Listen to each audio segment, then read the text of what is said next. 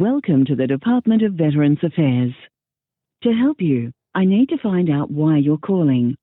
Tell me in a few words, what's the reason for your call? Use of the word ANZAC. That's about permission to use the word ANZAC. Is that right? Yeah. Okay. Please have your DVA file number ready. Your call may be recorded for the purposes of quality assurance and improving our services.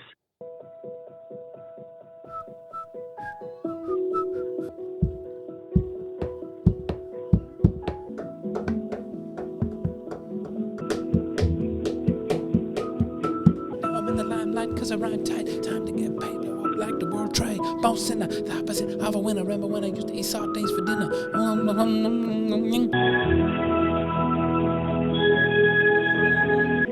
Man. Oh, we're on. Good afternoon. Welcome to Veteran Affairs. You're speaking with Mark. Hello, Mark. My name's James. I just wanted to check this was being recorded for quality and training purposes. Absolutely. All So of our good. calls are, unless you request otherwise. No, very happy for that to be recorded. Excellent. That's perfectly fine. I was on the government hotlines website. Yeah. And one of them was for the use of the word ANZAC.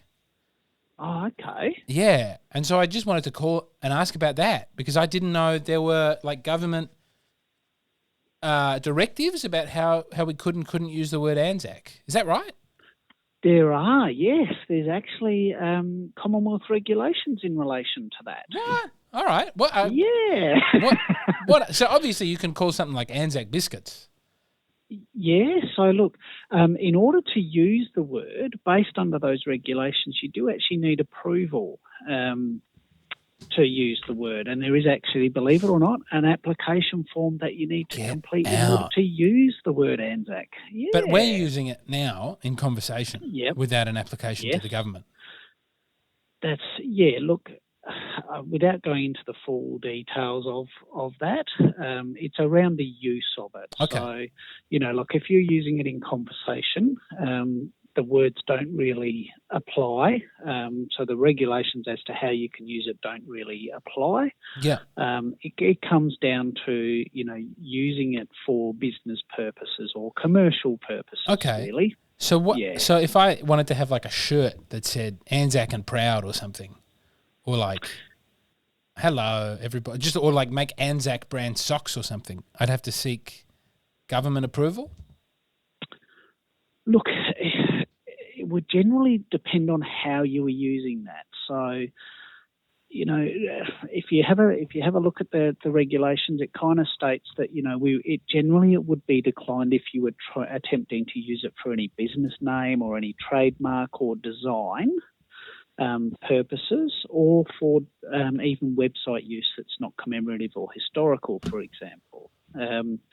It even goes as far as here as to say, you can't use it for songs, albums, films, websites, apps that are commercial. Yeah. So if I was to like write a Mills and Boon bodice ripper set in the trenches at Gallipoli. That's right. Yeah. So you would actually, under the regulations, you are required to actually lodge an application to use that word. Yeah. That's so strange. What about that's really odd because when you think of, like that's what the Anzacs died for and whatever people say that, one of the things I would think of would be like free enterprise and democracy and a loosey-goosey attitude as opposed to the authoritarianism. But then to invoke them doing that and the fight for freedom, you've got to get a government signed form.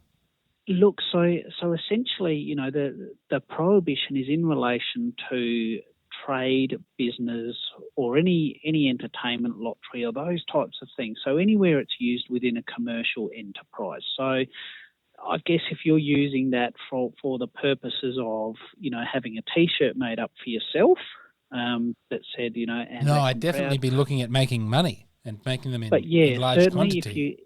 If you were doing that for a commercial purpose, then you would actually need to apply to have that authority. What about things that invoke ANZAC but aren't ANZAC? Like if I had like an ANZAC biscuit-themed muesli bar and I wanted to call that like the ANZ snack, would that be okay?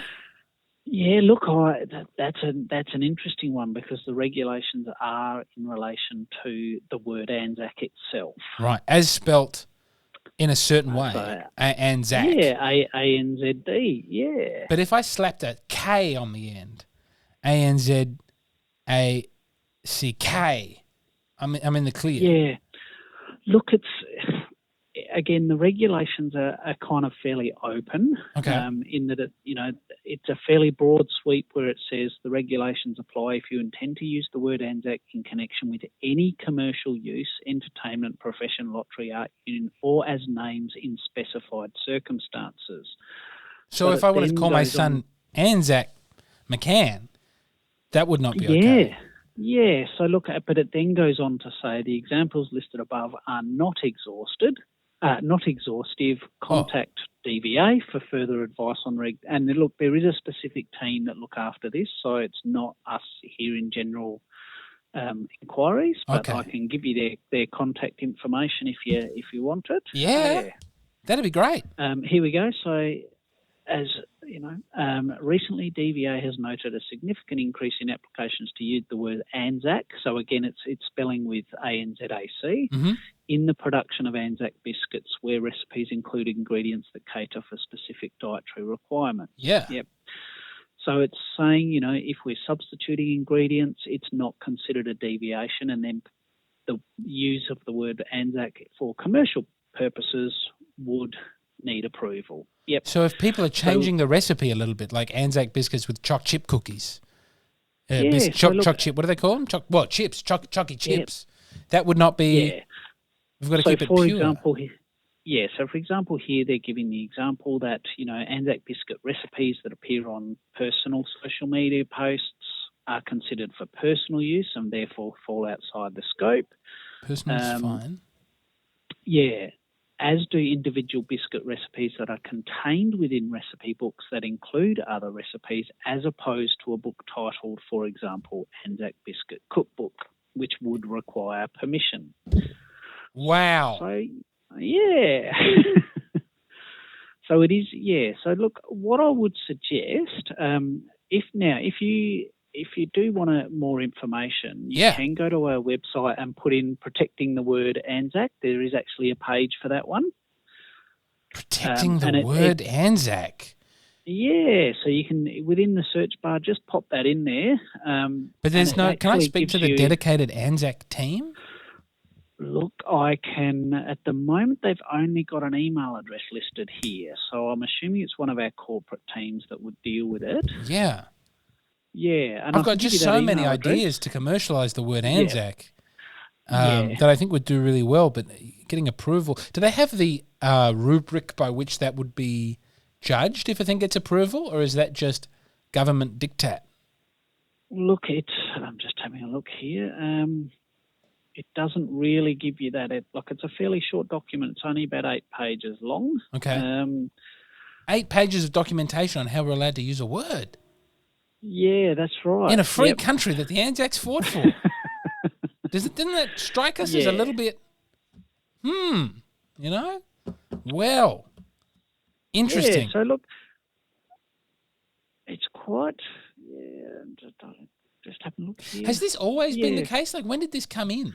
Who brought this in? 1921. 1921, so this was fast. Yeah. Yeah. So look, the guidelines are there, as is the application form that you need to complete.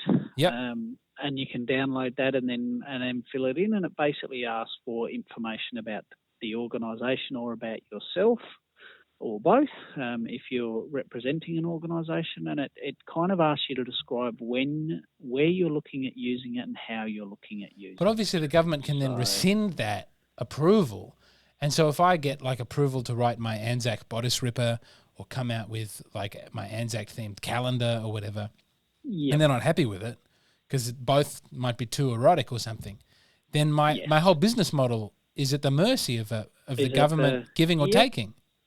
Yeah, that's the way it would kind of look like when you look through this. But look, I would suggest that you have a Google search for that information. I'll have a look. Or just go onto our website and have a look. And as I said, the email address that you need to contact, I'll just come back to it, is use word ANZAC, all one word, at dva.gov.au. Boy, look, I might write to them and ask if they could reroute some of the funds from that email and team into getting us some new planes or something. You know what I mean? On account of the growing military threat in the region. I suppose when the time comes, we're going to need tight governmental controls to keep people in line for the war. But that is, I didn't know about any of that at all, other than it being on the government hotline. Thank you for talking me through that. I will definitely be more cautious with the way I market the word ANZAC in the future. Yeah, look, it's interesting. It is controlled by the minister, so the minister obviously has the end decision over the application of the regulations. But our team internally there that manage that email address would be the ones to have that first contact with and chat with them about it. But I didn't realise it was if it's the minister who does it now, we'll be fine. Yeah, we'll be fine. These are Aussie hating pinko, We'll be all right. I'll get anything under the last mob, no chance. But under these guys, probably get a promotion if I manage to commercialise the word ANZAC in a derogatory fashion with the woke left agenda. But don't you make any comment about that. It's been so good to be speaking with you today. I want to thank you for your time. Not a problem. You're obviously excellent at your job. Have a good one. Well, thank you for saying that. Not a problem. Enjoy the rest of your day. A credit to the spirit of, if I may say, the ANZACs. Not a problem. God bless you. Have a good one. All right. Thanks for your call. See ya.